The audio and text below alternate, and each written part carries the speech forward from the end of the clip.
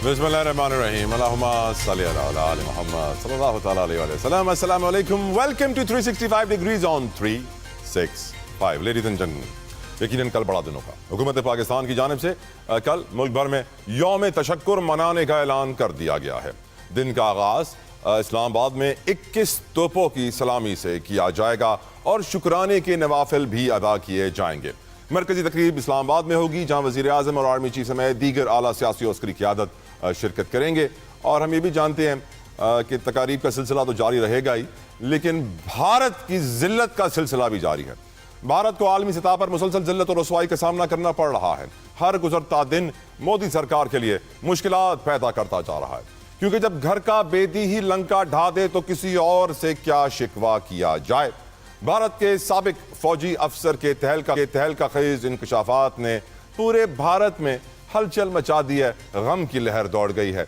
वो कहते हैं कि पहलगाम में भी तैनात रहा हूं, जहां की सिक्योरिटी बहुत सख्त होती थी, मगर हमले से एक हफ्ते कबल अमित शाह ने तमाम चेक पोस्टें खत्म करवा दी। इसका क्या मतलब है आप समझ सकते हैं। वाज़ेह हो जाता है कि पहलगाम हमला खुद मोदी सरकार ने मंसूबा बंदी के साथ करवाया है। नरेंद्र मोदी और अमित शाह मकबूजा कश्मीर में दहशतगर्दी की पुष्ट पनाही कर रहे थे, कर रहे हैं और करते रहेंगे। अगर आपको मेरी बात यकीन नहीं आ रहा तो मैं आपको भारतीय फौजी की बात सुनवाना चाहूँगा कि उसने किस तरीके से मोदी का भांडा फोड़ा है, भारतीय सिक्योरिटी फोर्सेस के फेलियर को बेनकाब किया है पूरे भारत के सामने।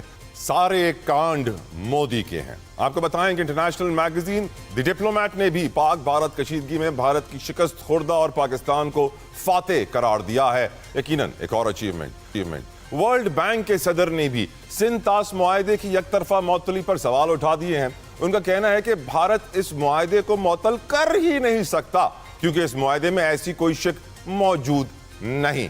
दोनों ममालिक बाहमी रजामंदी के साथ ही मुआहदे को खत्म या तरमीम करने का इख्तियार रखते हैं, यकतरफा नहीं हो सकता।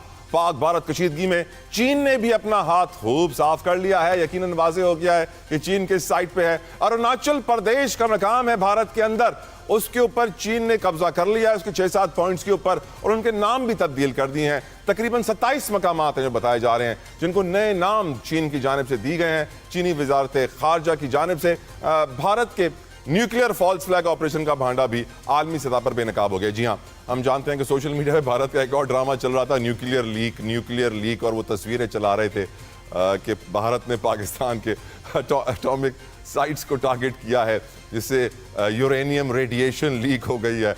अनबिलीवेबल। खैर, खबर यह है कि इंटरनेशनल एटॉमिक एनर्जी एजेंसी ने भी पाकिस्तान की एटमी तंसीबात को महफूज करार दे दिया है। तर्जुमान के मुताबिक पाक भारत जंग में पाकिस्तानी तंसीबात पर कोई हमला नहीं हुआ है, जबकि भारत के ब्रह्मोस मिसाइल डिपो को पाकिस्तान ने तबाह किया है। उन्होंने कंफर्म किया, मतलब भारत का एक और झूठ आलमी सतह पर बेनकाब हो गया है। और हम इससे पहले डोनाल्ड ट्रंप की मैं बात करूं, ये याद रखना चाहिए कि तर्जुमान दफ्तर खारजा ने भी जो आज हमें ब्रीफिंग दी है, शफकत अली खान साहब ने उन्हें बताया है, याद भी दिलाया पूरी कौम को कि किस तरीके से भारत में पहले भी जो रेडियो एक्टिव मटीरियल था जिसका नाम है कैलिफोर्नियम, वो पकड़ा गया है तकरीबन 10 करोड़ डॉलर्स का। एक बार चोरी नहीं हुआ ये रेडियो एक्टिव मटीरियल, 3 बार चोरी हुआ है। इसके अलावा रेडियो एक्टिव डिवाइस भी भब्बा एटॉमिक रिसर्च सेंटर से पिछले साल ही भारत में चोरी हुई है। हुआ यह है कि भारत में बहुत ज़्यादा nuclear material, radio active devices चोरी और गायब होते रहे हैं। और मुझे अब लगता यह है कि दुनिया में जब भांडा फूटेगा तो भारत ये झूठा इल्ज़ाम दोबारा पाकिस्तान पर लगाए। मैंने कहा था ना कि पाकिस्तान ने ये लीक किया है, लेकिन हकीकत यह है कि भारत उसको लीक कर चुका है और ये प्रॉब्लम बनेगा आने वाले वक्त में। इसीलिए भारत अभी से एक कवर अप स्टोरी लेकर आ रहा है। आपको ये भी बताएं कि अमेरिकी सदर डोनाल्ड ट्रंप ने दिल्ली को एक और झटका दिया है, और वो झटका ये है कि वो इंडिया बड़ा खुश था कि हम आईफोन्स प्रोड्यूस करेंगे। खबर ये आई है कि आईफोन की पैदावार भारत ट्रांसफर नहीं होगी। डोनाल्ड ट्रंप ने फैसला कर लिया है, कहते हैं कि आईफोन अमेरिका में ही असेंबल और बिल्ड किए जाएंगे। सदर ट्रंप ने इस बयान से इंडिया बड़ा परेशान, लेकिन एक बयान उनका ईरान के लिए भी अच्छा है। वो कहते हैं सदर ट्रंप ईरान के साथ मुज़ाकरात के लिए तैयार हैं, उन्होंने ग्रीन सिग्नल दे दिया है और दोहा में दौरान खिताब बोले कि ईरान के साथ डील करने के लिए हम बहुत करीब पहुंच चुके हैं और जल्द ये डील स्ट्राइक हो जाएगी। वहीं हम ये भी जानते हैं कि ईरानी सरकारी अहदेदार का ताज़ा बयान जो सामने आया है, वो कहते हैं कि अगर अमेरिका ईरान से भी तमाम पाबंदियां हटा देता है तो वो भी अपना जौहरी प्रोग्राम हमेशा के लिए बंद करने को तैयार हैं। बड़ी पॉजिटिव डेवलपमेंट है पूरे खित्ते के लिए, दुनिया के लिए, और मैं समझता हूं कि इनको आगे बढ़ना बहुत ज़रूरी है। बात करें अगर पाकिस्तानी सियासी मामलात की, तो सेनेट के आज के इजलास में अपोजिशन लीडर शिबली फराज, हम जानते हैं कि केपी असेंबली के सेनेट इंतखाबात पर उन्होंने सवाल उठाए हैं कि वहाँ क्यों नहीं इलेक्शंस हो रहे हैं। दौरान तकरीर बोले अभी सिंध से नए सेनेटर्स मुंतखब होकर आए हैं, पंजाब में भी खाली नशस्तें पड़ी हुई हैं, इंतखाबात होने वाले हैं, खैबर पख्तूनख्वा की नशस्तें खाली जो पड़ी हुई हैं उनके साथ सौतेली माँ जैसा सलूक क्यों किया जा रहा है। बात करें अगर हुकूमत और अपोजिशन की जारी मुज़ाकरात की, तो एक तरफ ज़राए का कहना है कि इमरान खान ने मुज़ाकरात के लिए ग्रीन सिग्नल दे दिया है, तो दूसरी जानिब बैरिस्टर गौहर का कहना था कि असेंबली में वज़ीर आज़म ने मुज़ाकरात की पेशकश की थी, हम उसका खैर मकदम करते हैं, मगर ताहाल बानी PTI की जानिब से कोई हिदायत हमें नहीं मौसूल हुई। लेकिन एक बात तो वाज़ेह है,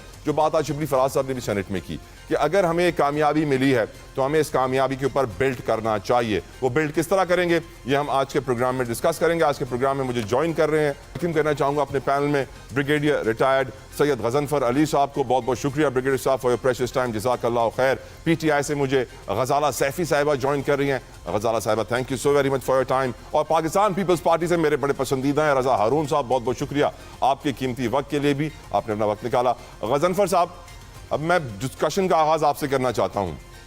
सर, ये जो न्यूक्लियर लीक का झूठा ड्रामा किया भारत ने, जो आखिरी फिल्म आई है उनकी तरफ से, जिसके बाद IAEA ने भी पाकिस्तानी एटॉमिक साइट्स को सेफ करार दे दिया, और जो वो कह रहे थे कि रेडिएशन लीक हो गई है, बड़ा मसला हो गया पाकिस्तान में, वो सब झूठ निकला। एट द सेम टाइम हम ये भी जानते हैं कि जब डोनाल्ड ट्रंप ईरान से सालसी की बात करता है तो अगेन एटॉमिक पावर और एटॉमिक चीज़ें डिस्कस होती हैं। तर्जुमान दफ्तर खारजा ने आज पाकिस्तानी कौम को याद दिलाया कि भारत में 3 दफ़ा कैलिफोर्नियम चोरी हो चुका है, worth $100 million. Radio active devices Bharat के एटॉमिक सेंटर से चोरी हो चुके हैं, तो वहाँ पर एटॉमिक चीज़ें, केमिकल्स लीक हो चुके हैं। लेकिन आजकल के दौर में ये बहुत डिस्कस हो रहा है, कोई ख़तरा तो नहीं है ब्रिगेडियर गजनफर अली साहब?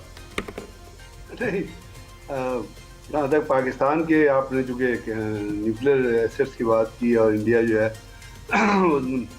तो किराना हिल्स के हवाले से बात कर रहा है, जी जी, तो पहली बात तो ये है कि इंडिया को शायद पता नहीं है, मैं उसको कहना नहीं चाहता, उसको इंडिया को पता ही नहीं है, ना उनके पास कोई नॉलेज है कि किराना हिल्स में एक्चुअली है क्या चीज़। ओके, ये तो वो एक प्रोपेगेंडे के तौर पे उस चीज़ को लेके चल रहे हैं, और उसके ऊपर आपको पता है IAEA का बयान 3-4 जगहों से आ गया और उन्होंने कह दिया कि there is no nuclear leak any sort. असल में इंडिया के अंदर से इतनी न्यूक्लियर लीक्स हुई हैं, अगर आपको याद हो 1984 में इंडिया में भोपाल के शहर में एक बहुत बड़ा गैस केमिकल डिजास्टर हुआ था, जिसके अंदर कोई 30,000 से 40,000 लोग मर गए थे, और कोई आई थिंक 45 टन जो थी अपना डेंजरस गैस थी मिथाइल एसोनेट जो वहाँ पे रिलीज हुई थी, और पूरा शहर जो, तो ये इंडिया की ये हिस्ट्री है। उसके बाद अगर वहाँ पे आप रेडिएशन मटेरियल की, जिसमें सेंट्रीफ्यूज भी है और जिसमें प्लूटोनियम भी है,